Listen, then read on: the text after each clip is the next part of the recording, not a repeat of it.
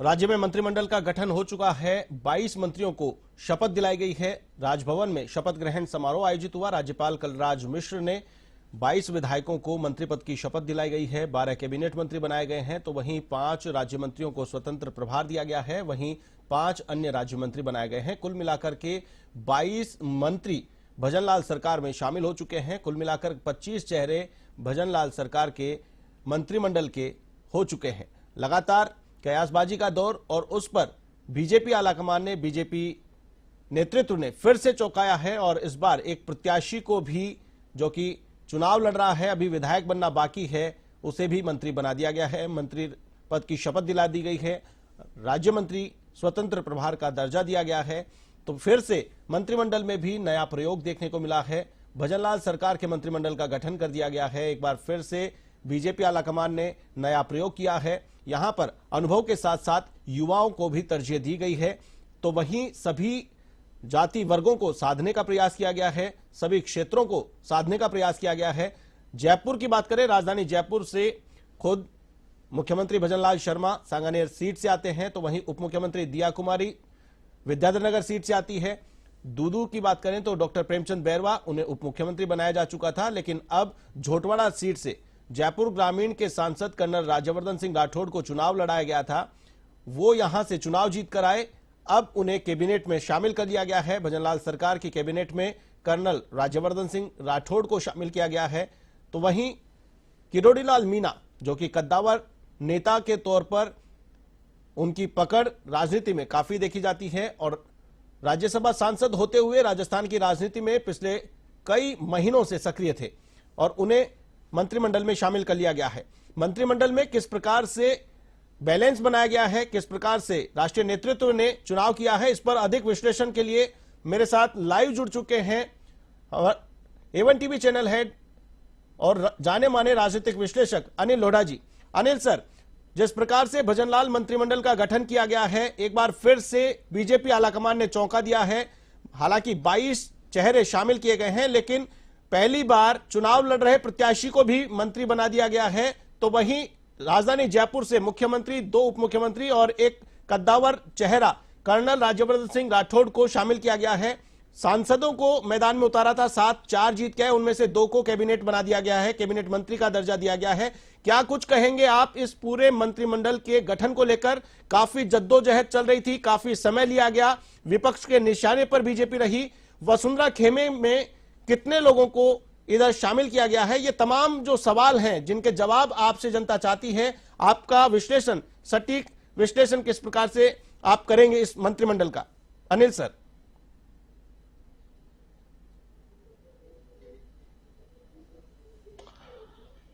बाईस लोगों ने आज शपथ ली है। इनमें 21 विधायक हैं और 1 चुनाव लड़ रहे हैं, जिनका मतदान 5 जनवरी को होना है और उसका रिजल्ट आएगा 8 जनवरी को। इसलिए 1 गैर विधायक और 21 विधायक आज इन्होंने शपथ ली है। इनमें 12 कैबिनेट मंत्री हैं, 5 स्वतंत्र प्रभार के राज्य मंत्री हैं और 5 राज्य मंत्री हैं। राज्य मंत्री सहित और ये सब मिलाकर कुल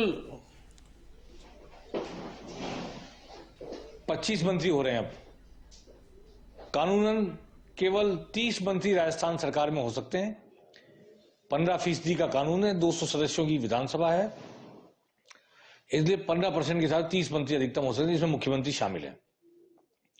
मुख्यमंत्री और 2 उप मुख्यमंत्री पहले हो चुके हैं, तो इसलिए आज के 22 मंत्रियों के साथ कुल 25 लोगों की मंत्री परिषद हो गई है।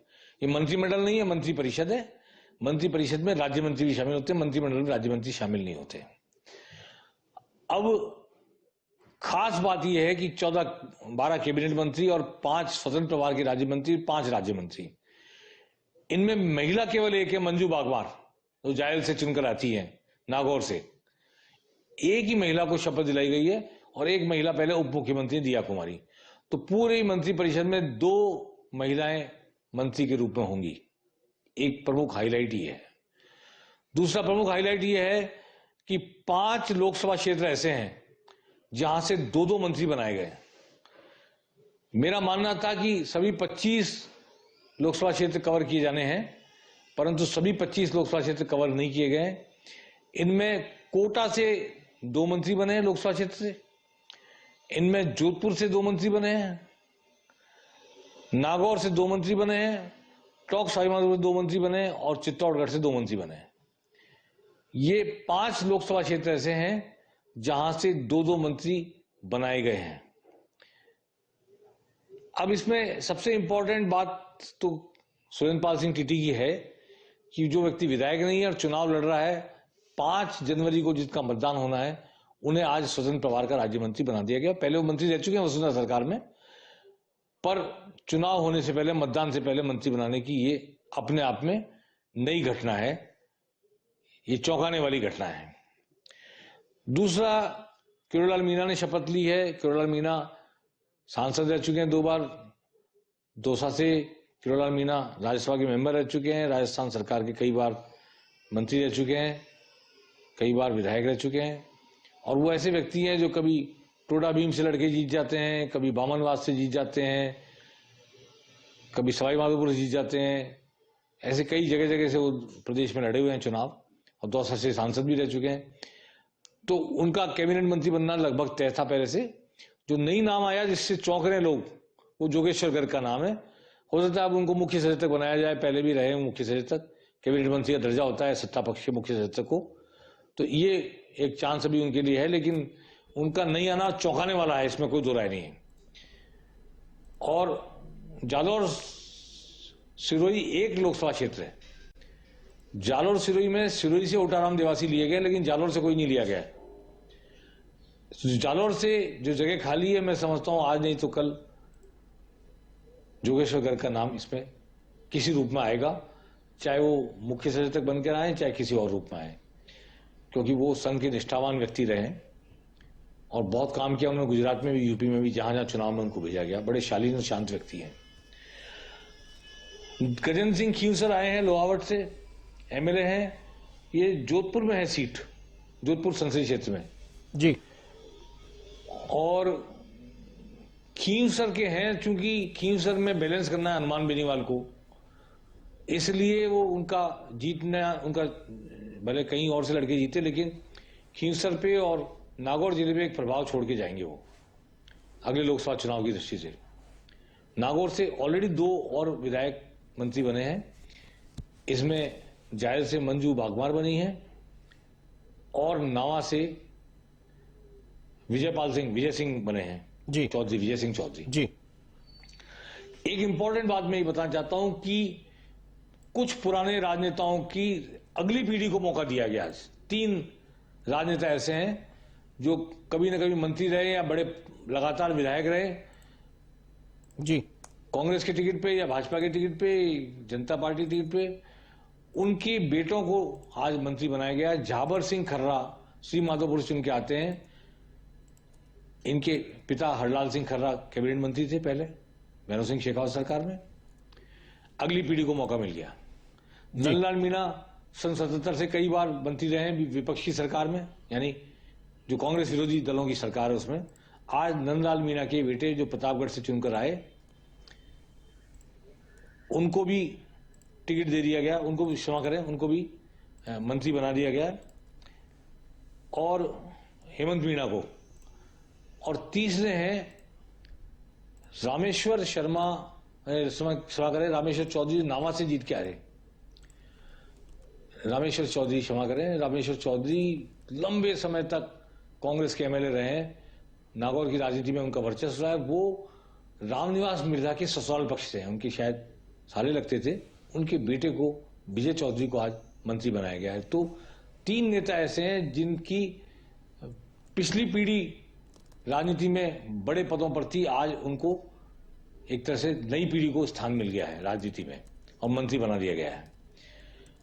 एक इंपॉर्टेंट बात यह है कि सुरेश रावत को अजमेर की पुष्कर सीट से चुनकर आए, उनको मंत्री बनाया गया। सुरेश रावत को बनाना इसलिए भी जरूरी था कि 2 सीटें ऐसी जिसमें रावत बहुल है।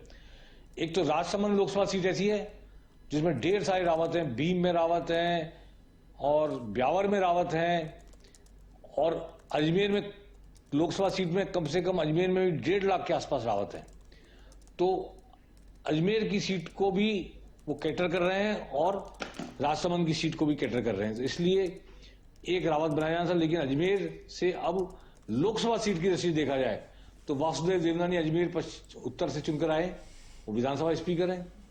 और जो प्रेमचंद बैरवा डिप्टी स्पीकर हैं, भले दूदू से हैं लेकिन दूदू अजमेर लोकसभा क्षेत्र में आता है, इसलिए अजमेर लोकसभा क्षेत्र को बहुत विशेष स्थान मिला है इस कैबिनेट या इस रेजिम में। कह दें कि स्पीकर भी वहीं से है, एक राज्य मंत्री वहां से बने सुरेश रावत, और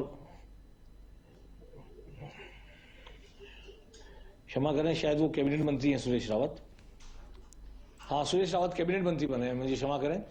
तो एक कैबिनेट मंत्री, एक विधानसभा स्पीकर और एक डिप्टी सीएम जी एक लोकसभा क्षेत्र से, अजमेर लोकसभा क्षेत्र से। तो ये एक इंपॉर्टेंट प्लेसमेंट हुआ अजमेर का। नागौर को 2 मंत्री मिले, बता दिया मैंने।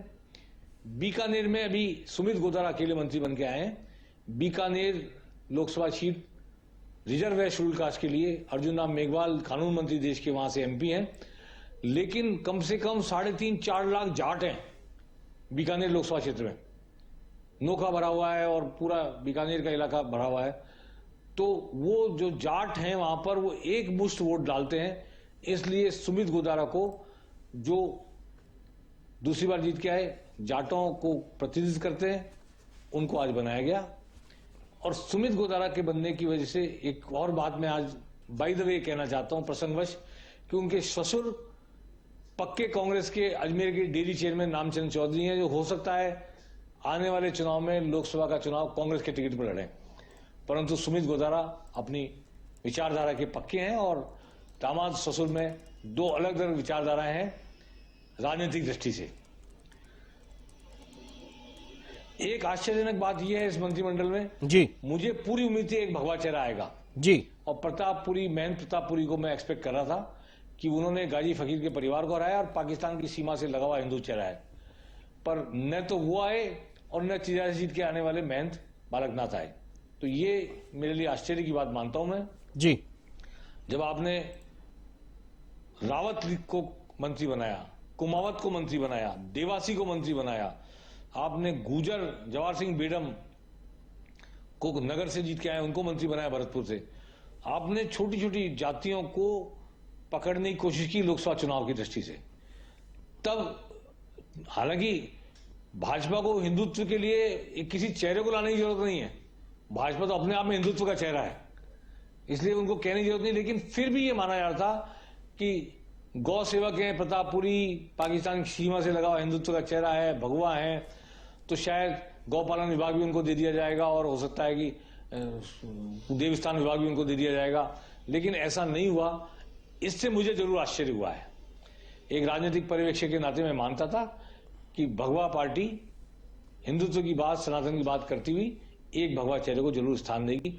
हो सकता है मत के ना बन पाया हो कि बालकनाथ और महेंद्र प्रतापपुरी में से किसको इंट्रोड्यूस किया जाए, इसलिए हो सकता है मत के गवाह में ये फैसला हुआ। लेकिन मेरा मानना है कि जी, बिल्कुल चेहरा होना चाहिए था। बिल्कुल। मदन दिलावर आए हैं, शेड्यूल कास्ट के हैं, रामगंज मंडी से आए, कोटा से। मदन दिलावर के आने की बात सबको पता थी। राज्यवर्धन के आने से लोग कह सकते हैं कि जयपुर से ज्यादा मंत्री होगी, लेकिन वो जयपुर ग्रामीण सीट है लोकसभा की।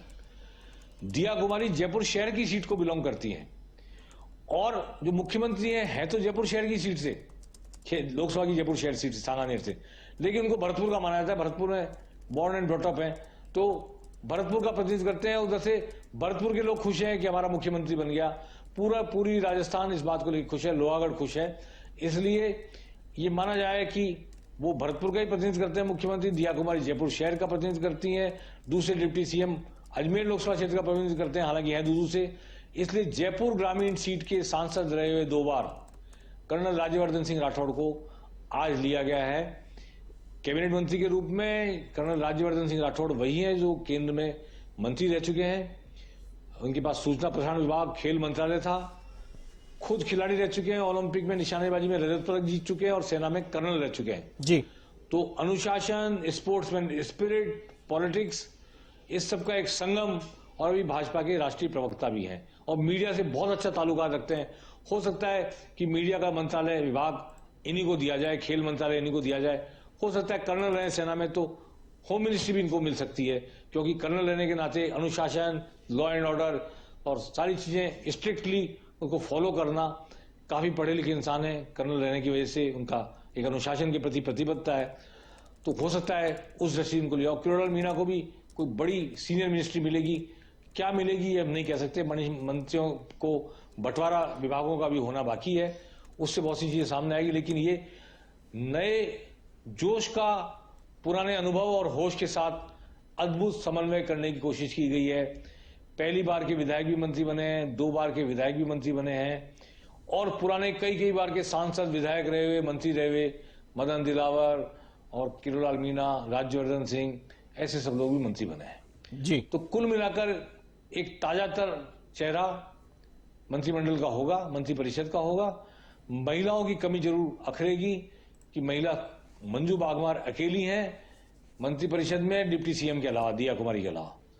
तो बची हुई 5 सीटों पर मैं समझता हूं लोकसभा चुनाव के बाद परफॉर्मेंस देख करके, इन मंत्रियों की परफॉर्मेंस देख करके दिवाली या दिवाली के आसपास कोई रिशफल या विस्तार और हो सकता है। उन 5 सीटों को भरा जा सकता है और ये जो चुने गए इनकी परफॉर्मेंस भी देखी जा सकती है। तो अभी कुल मिलाकर यह है कि मंत्रिमंडल ने थोड़ा बहुत चौंकाया है, बहुत नहीं चौंकाया, और चौंकाया तो सुरेंद्र पाल सिंह टीटी के मामले में चौंकाया है जी। बाकी कुमावत, गुर्जर, देवासी, तमाम तरह की जो भी जातियां हैं, मीणा, दोनों तरह की मीणा लिया उन्होंने। किरोड़लाल मीणा लिया है जी। जो ईस्टर्न राजस्थान की मीणा कहलाते हैं, इनको नेता है। तो उधर प्रतापगढ़ के हेमंत मीणा को लिया है, जो वो मीणा बिल्कुल अपने आप को अलग मानते हैं इन मीणाओं से। जी। जो बांसवाड़ा डूंगरपुर की मीणा है, वो इन मीणाओं के साथ अपने आप को एकजुटता नहीं बताते वो। तो उधर के नंदलाल मीणा के बेटे को भी लिया है और इधर किरोड़लाल मीणा को भी लिया है, दोनों तरह की मीणा। और ये जो बाबूलाल खराड़ी हैं और इस तरह के लोग हैं, टोटली मेरा मानना है जो दक्को को लिया, गौतम दक्को को, वो भी दूसरी बार के विधायक हैं, बड़ी सादगी से। चित्तौड़गढ़ जिले से कई लोग दावेदार थे, लेकिन प्रतापगढ़ से एक आ गए, चित्तौड़गढ़ संसदीय क्षेत्र कह रहे हैं, तो प्रतापगढ़ से एक आ गए मीणा और उधर से गौतम तक आ गए। जैन समाज से आते हैं, ओसवाल जैन हैं। तो श्रीचंद कृपलानी नहीं आए जी। सुरेश धाकड़ नहीं आए, अर्जुन लाल जिनगर नहीं आए जी। क्योंकि बीजेपी के प्रदेश अध्यक्ष भी चित्तौड़गढ़ जिले से हैं। एक इंपॉर्टेंट बात, वसुंधरा राजे के कट्टर समर्थक माने जाने वाले लोग, जी। प्रताप सिंह सिंघवी, बाली से विधायक, वो भी रह गए, और जसवंत यादव वो भी रह गए, अजय किलक भी रह गए, श्रीचंद कृपलानी भी रह गए। जी। ये सब वो लोग थे जो विशुद्ध रूप से वसुंधरा राजे के समर्थक, उनके प्रति प्रतिबद्ध, राजनीतिक रूप से एकजुटता रखने वाले लोग थे। इनमें से एक को भी मंत्री पद नहीं दिया गया है। अजय किलक के मामले में कहना चाहता हूं, सीआर चौधरी जो उनके मौसा हैं, सांसद रहे, केंद्रीय मंत्री रहे, वो कुछ समय से वसुंधरा राजे से अलग थे पूरे चुनाव के दौरान। फिर भी अजय किलक का नंबर नहीं लगा। इसकी वजह से नहीं लगा क्योंकि नावा से एक चौधरी को बना दिया गया, रामेश्वर चौधरी जी। के परिवार से, और एक दिया गया, तो 2 नागौर से मंत्री ऑलरेडी हो गए, इसलिए उनका नंबर नहीं लगा है। लेकिन वसुंधरा राजे के समर्थकों को स्थान नहीं मिला है, ये हाईलाइट है आज का। ये भी हाईलाइट है कि चुनाव लड़ रहे सुरेंद्र पाल सिंह टीटी को मंत्री बना दिया गया जी। और ये भी हाईलाइट है कि 5 जिलों से 2-2 मंत्री बनाए गए। ये भी एक हाईलाइट है कि मात्र 2 महिलाएं मंत्री परिषद में रहेंगी, और ये भी हाईलाइट है कि राज्यवर्धन सिंह राठौड़ जैसे रिटायर्ड कर्नल, देश के नामी खिलाड़ी, 2 बार सांसद है व्यक्ति को भी आज शामिल किया गया। और छोटी छोटी जातियां, धाकड़, कुमावत, गुर्जर भी, जो जिन्होंने बहुत जबरदस्त वोटिंग की है बीजेपी के लिए इस चुनाव में, विधानसभा चुनाव में, और विश्नोई भी, के विश्नोई भी गुड़ा मलाने से लिए गए। तो विश्नोई, कुमावत, गुर्जर, जोराराम कुमावत और ओटाराम देवासी से क्षमा करें, और ऐसी सभी जातियों को जिनके वोटों से बीजेपी, माली समाज से भी अविनाश गहलोत को लिया गया है। जी। तो ऐसी सभी जातियों का एक सोशल इंजीनियरिंग करने का प्रयास किया गया है ताकि लोकसभा चुनाव में छोटी छोटी जातियों के, माली समाज के वोट, धाकड़ समाज के वोट, के विश्नोई को लिया गया, विश्नोई समाज के वोट, गुर्जर समाज के वोट, देवासी समाज के वोट, ऐसे समाजों के वोट कैप्चर किए जा सकें। और रावत समाज के वोट खासतौर पर मैं इंगित करना चाहता हूँ कि रावत वोट बहुत ज्यादा है पुष्कर में भी, अजमेर कॉन्स्टिट्यूंसी में भी और राजसमंद कॉन्स्टिट्यूंसी में भी। लेकिन पहले कई नाम चल रहे थे, सुरेंद्र राठौड़ का नाम था राजसमंद से, दीप्ति किरण महेश्वरी नाम था। ये कब किस स्टेज पर ड्रॉप हुए अभी कह नहीं सकते जी। ये भी था कि नाथद्वारा सीपी जोशी को हटाने वाले महाराणा मेवाड़ महेंद्र सिंह के पुत्र विश्व विजय सिंह को भी लिया जाएगा, लेकिन वो भी नहीं हुआ। ताराचंद जैन का नाम भी था, उनकी जगह गौतम तक आए हैं, जबकि ताराचंद जैन उदयपुर से कटारिया की सीट से जीत के आए, जो अभी इस वक्त राज्यपाल हैं सबके और कटारिया जी के कट्टर समर्थक माने जाते थे, उनका भी नाम नहीं आया है। संजय शर्मा और संदीप शर्मा में से एक को आना था, तो ओम माथुर जी के प्रबल समर्थक संजय शर्मा दूसरी बार विधायक बने अलवर से, उनका नाम इसमें आया है। तो इस तरह कुल मिलाकर के अब देखना होगा कि जोश और होश दोनों के समन्वय से किस तरह राजस्थान का विकास होता है, कैसे सरकार चलती है। गवर्नेंस बहुत इंपॉर्टेंट होगा, लॉ मिनिस्ट्री किसको मिलेगी, लॉ एंड ऑर्डर का काम कौन देखेगा, पार्लियामेंट्री अफेयर्स कौन देखेगा, ये बहुत इंपॉर्टेंट बातें हैं। और यूडीएच और खास तौर पर खान मंत्रालय, इस पे सबकी नजर रहेगी कि कौन बनने वाले हैं। जी। तो आने वाले समय में विभागों के बंटवारे के बाद हम एक बार आपसे फिर मुखातिब होंगे और जी। मैं यहीं अपनी बात को एक विराम देता हूं कि इस मंत्रिमंडल से, मंत्रिपरिषद के विस्तार से कई तरह की दिशाएं देखने को मिली है, लेकिन फिर भी अभी काफी कुछ बाकी है होना। उम्मीद करना चाहिए कि लोकसभा चुनाव के बाद एक विस्तार और होगा, उसमें वो कमियां पूरी की जाएंगी।